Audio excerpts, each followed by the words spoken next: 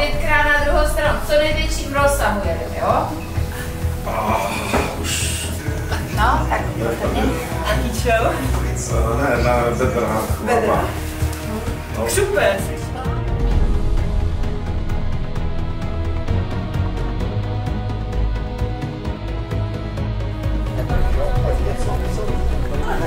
To je spodný, máte mluvený.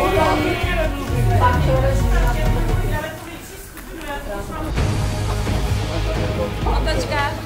45 let. Z části to bylo díky nedostatečné stravě. Lékařská péče, kromě kováře a kořenářky žádná. A hygiena. Lidé věřili tomu a tradovalo se mezi nimi, že pokud se budou koupat a mít, smí se sebeochranné vrstvy. Český král železný a zlatý Přemysl Tagar II. Královské vinné město Poličku. Poté dal hradu německé pojmenování Fürstenberg, Knížecí hora. To se neujalo a hrad se po krátké době vrátil ke svému původnímu jménu. Pičatou střechu dnes měří 26 metrů, nahoru vede celkem 92 schodů. Jste byli. V této hale několik obrazů, které stojí za povšimnutí, byť obrazy úplně neupřednostňuji. Tím prvním je portrét, je na něm znázorněna paní Karolína Hášová, rozená Gotlová. Paní Karolína byla manželka posledního soukromého majitele hradu. Zbytek kostela musel být stržen, byl znovu vystavěn. Na věži kostela se 8. prosince v roce 1890 narodil světoznámý hudební skladatel. Jídelna byla ústřední místností celé domácnosti, odehrávalo se zde veškeré rodinné dění.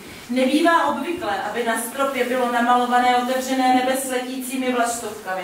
Celé toto patro nechal opravit, přestavět a vymalovat poslední soukromý majitel hradu pan Antonín František Háše.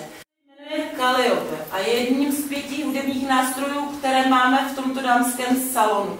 Protože dámy se v 19. a začátek 20. století bavily hrou na různé hudební nástroje a také ručními pracemi.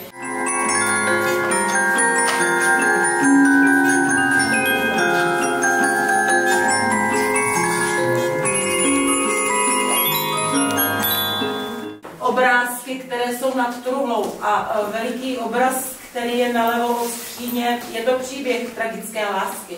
Atala byla dívka indiánského původu, žila však v křesťanské rodině. Své umírající matce slíbila, že zůstane do smrti panou.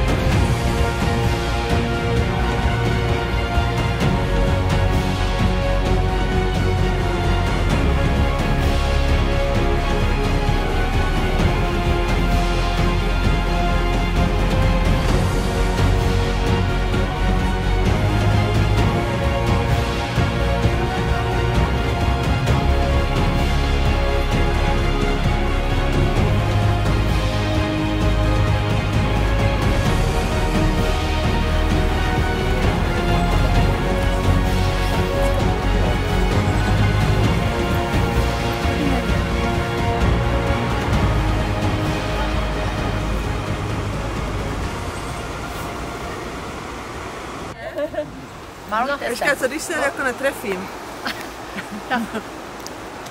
No, to such beauty. Co to já mám? Já mám Avon. Blackberry, Má to fakt, to má... Já bych se to taky spal. Má to čistě okýhání zase. Naopak bych udělal třeba fotky. Ještě bych šoperoval fotky, co mělo to děcko. Rajčku.